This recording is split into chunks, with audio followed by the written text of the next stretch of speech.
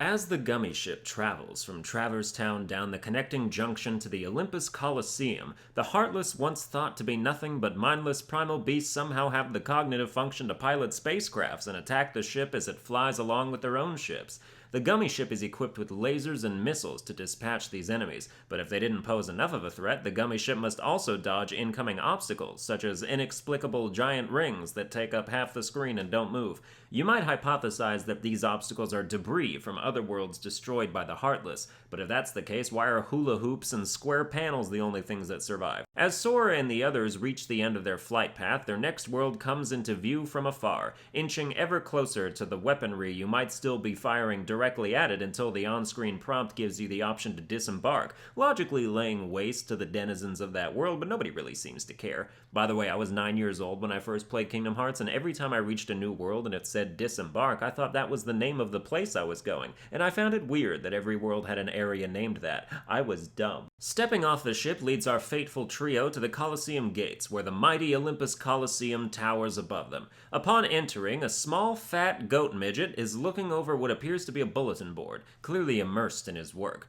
Sora starts a dialogue the way every 14-year-old in America does now by saying, but the satyr cuts him off, and without looking away from the board, tells him to move a pedestal over to the side of the lobby. Sora tries, but it's way too heavy, so he says, "It's way too heavy." The satyr sounds surprised and turns around to notice that he's not talking to the person he thought he was. Phil, as he introduces himself, explains about Coliseum battles, how heroes come from all over to fight ferocious monsters for the entertainment of crowds. Sora asks about joining the games and is promptly and correctly laughed right out of the lobby by Phil. He denies him access, but does offer to train him with some barrel smashing exercises, because you know how you prepare yourself for cataclysmic engagements with demonic creatures by swatting non-moving barrels at other non-moving barrels?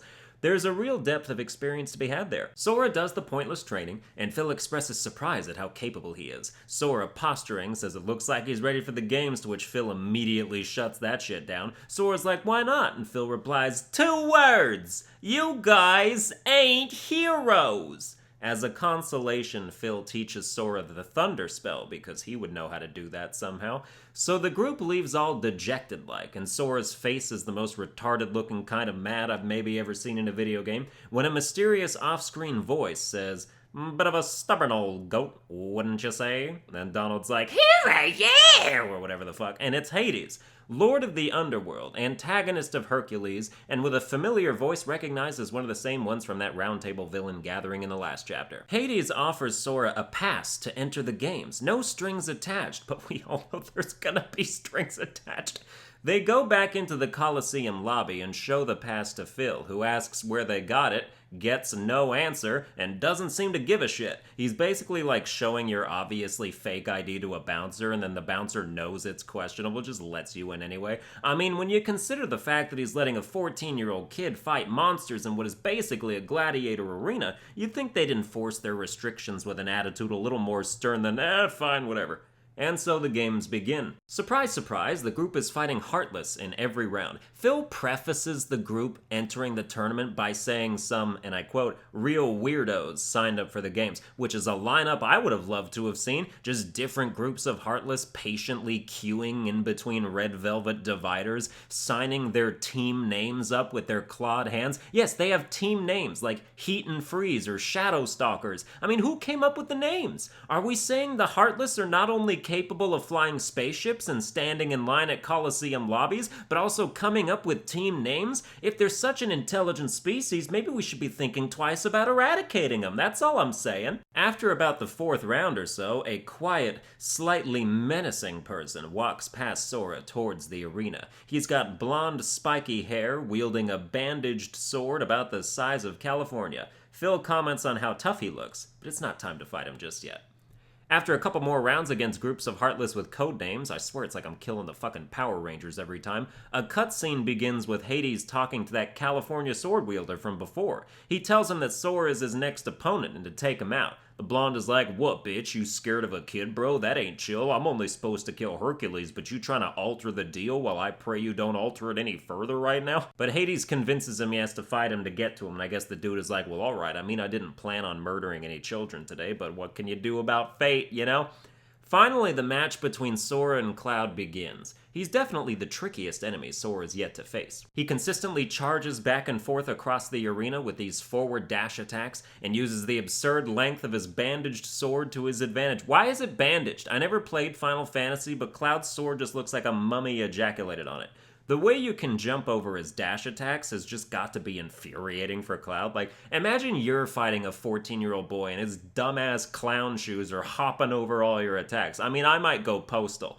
Once you defeat Cloud, the proceedings are interrupted by a giant foot stamping down on his sword. It belongs to a gigantic black three-headed dog, Cerberus. Hades unleashed that shit. Cerberus reaches down to bite at the wounded Cloud, but is intercepted by Hercules, who comes out of nowhere to hold him off. Phil seems elated by this development and yells his name in the most sultry horror pose I've ever seen a goat midget do. Everyone rushes to the exit to escape, leaving Hercules behind to contend with the menace, while copping a major feel on Cloud's tight ass. But Phil looks worried about Hercules' ability to defeat the monster, so Sora offers to go back in and help, which is the complete opposite of advisable, but Phil doesn't really fight him that hard on it, like, oh, you want to fight a giant dog 50 times your size that I'm worried might be too much for the god I'm mentoring? Go for it!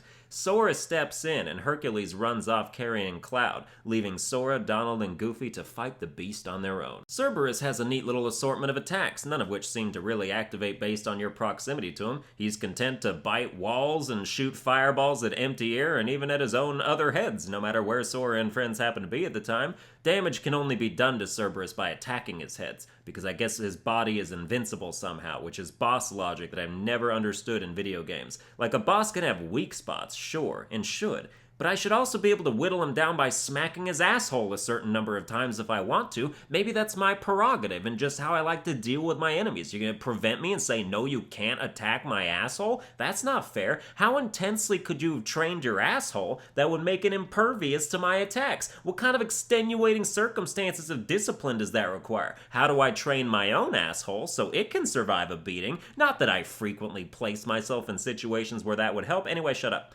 Once Cerberus has been defeated, Phil gives the three a certificate, certifying them as junior heroes and conferring upon them full rights to enter the games. They'll come back to the Coliseum at different times throughout the game and enter new tournaments that spring up. Well, that's gonna do it for this episode. I hope you enjoyed it. If you did, you can like, share, and subscribe, and I'll see you guys next time.